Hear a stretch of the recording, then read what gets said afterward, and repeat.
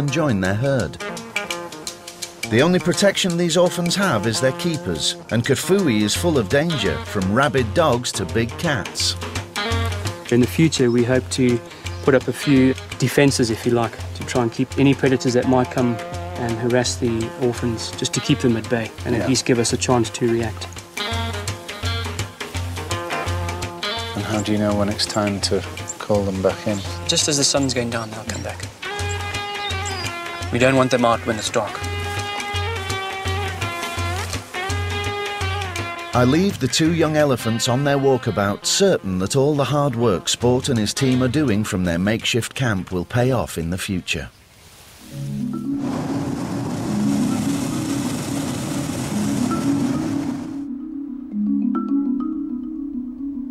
"300 miles away, one of the most dramatic natural wonders of the world awaits me.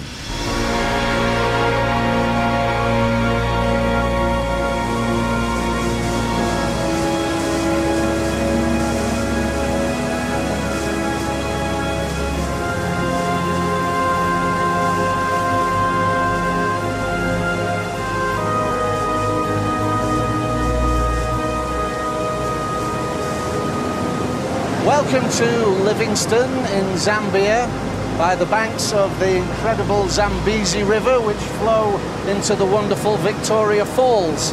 Later on we'll be walking with lions, talking with Chief Makuni of the Leia tribe and learning about their past, present and future.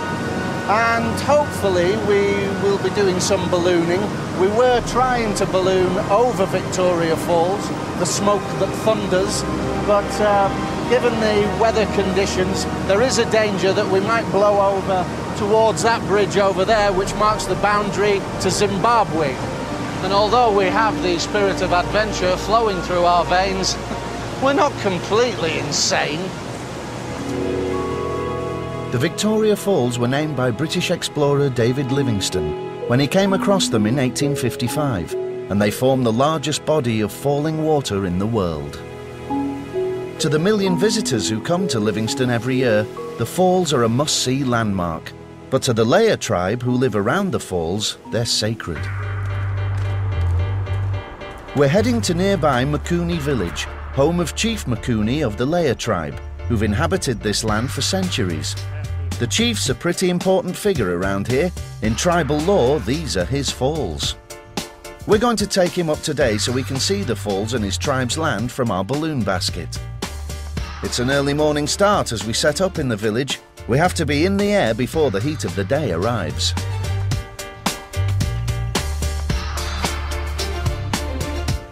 Now, I'm no expert, but there's a distinct lack of balloon inflation going on here. Pointing this out unless we've got something that will go into that.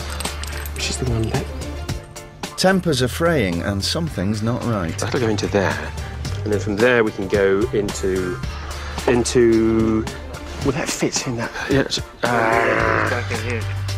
The propane Robin uses to inflate our balloon is too dangerous to transport across country in our vehicles, so we have to pick up new supplies along the way, but we've hit a snag.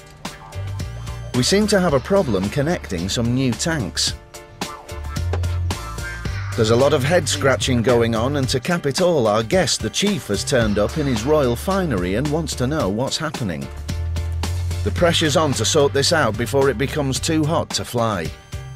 Our usually well-oiled machine looks like it's come off the rails. If that one goes into there, this one, that's a right-hand thread. We might need an adapter now to translate this thread to this thread. So we want to keep this. Me? I haven't a clue. It's all gone very technical. I'm trying not to worry my pretty little head about it. Left-hand threads and gravit filters, and something needs flanging, and that's... That's a left-hand thread. That's a left-hand thread. Oh, right. A right-hand thread. Yeah. So Finally, it looks like we've cracked will it. that whole unit go into there? Yes. Well done, lads. Well done. Thank goodness for that, but our problems aren't over yet.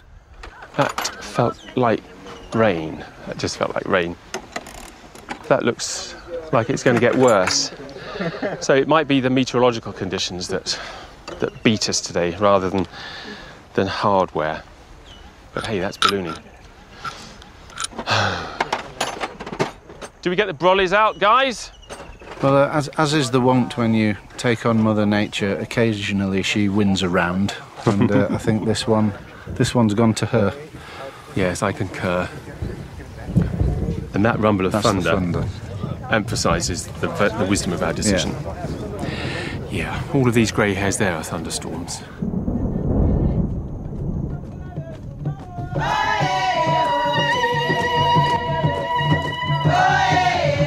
Robin and I take a trip to the Chief's palace to offer our apologies. We got him up at the crack of dawn, and I hope he's understanding about the problems us balloonists face.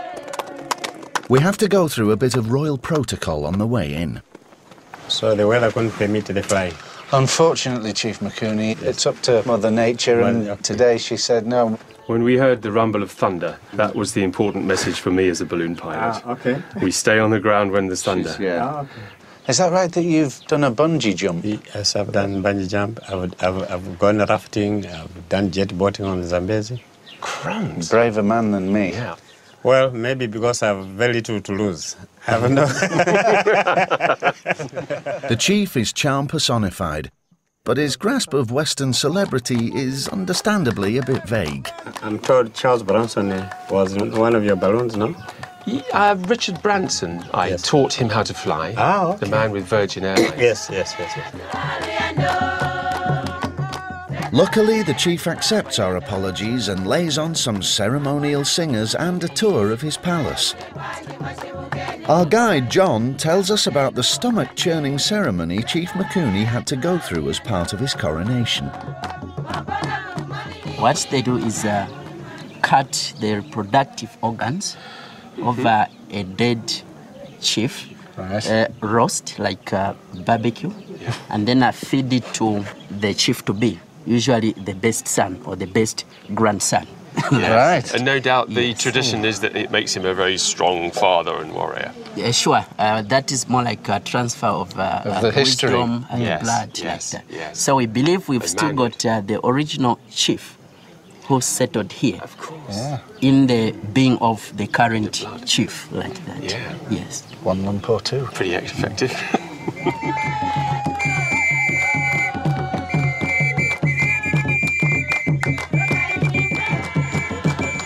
Where are you, Stephen?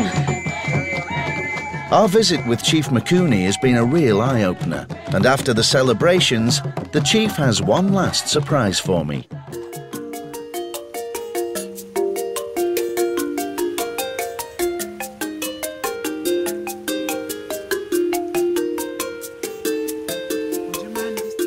He's invited me to tour his lands with his ranger, Ian. Absolutely. Thank you. It's a treat.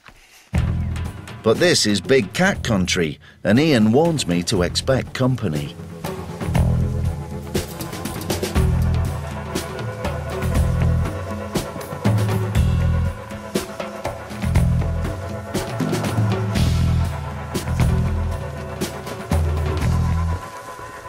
Believe it or not, these fully grown lions see Ian as family. They were found abandoned just weeks old, their mother killed by hunters, and Chief McCooney brought in Ian to raise them. Ian suggests I come for a walk with Saka and the male Moochie. It's a genuine honour, and it'd be rude to say no, but I must confess I'm a little nervous. Before we set off, I have to be introduced to the lions. As if I needed it, Ian reminds me that however cuddly these guys look, they're still wild animals. How is that, Steve? Beautiful. Steve, don't forget, He's in great shape. This is still a lion. Huh? The power, the estimated power behind that paw. Yeah. You see, almost equivalent to a ton. A ton? Yeah. Saka and Moochie are 2 years old and will be moving very soon to a game reserve to be part of a breeding programme.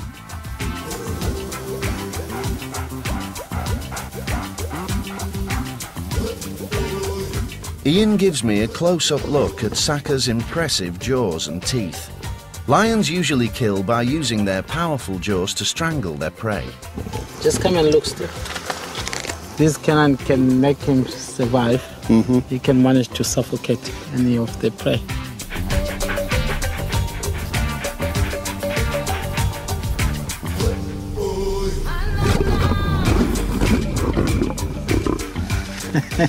Now, man.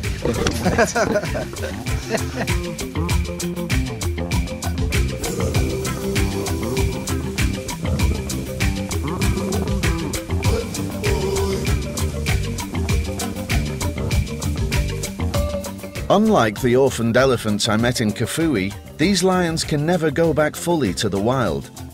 But their offspring will, and should help improve the gene pool of southern Africa's lions.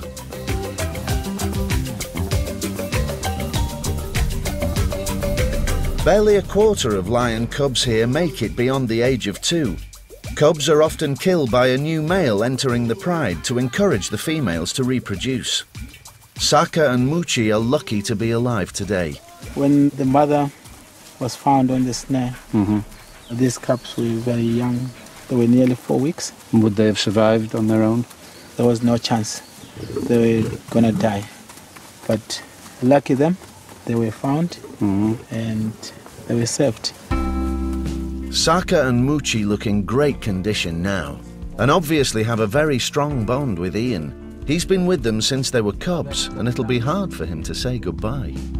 It's a sad story, man. Like losing your... Yeah, it must hurt. babies. Must hurt.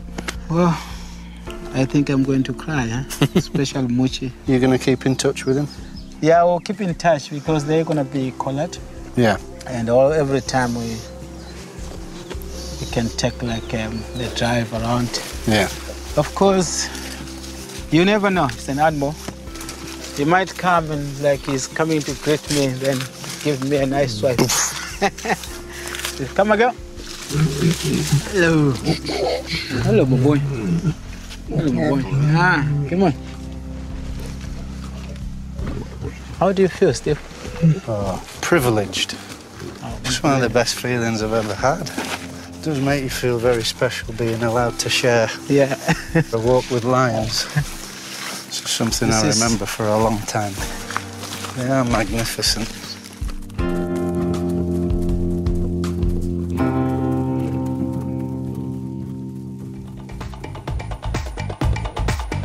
I'm halfway through my epic journey across Africa. So far, I've travelled thousands of miles from Tanzania through Rwanda and into Zambia. The inspiration for ballooning across the continent was Jules Verne's first novel, 5 Weeks in a Balloon. Verne's book follows 3 imaginary explorers on their search for the source of the Nile. Although that search was a work of fiction, one man who made the attempt for real was the legendary Victorian explorer David Livingstone. Shortly after Verne's book was published in Europe, Livingstone set off on foot in search of the Nile's source. An expedition that ended near here in tragedy. I want to see for myself the terrain that claimed the life of Britain's greatest African explorer. We're at Lake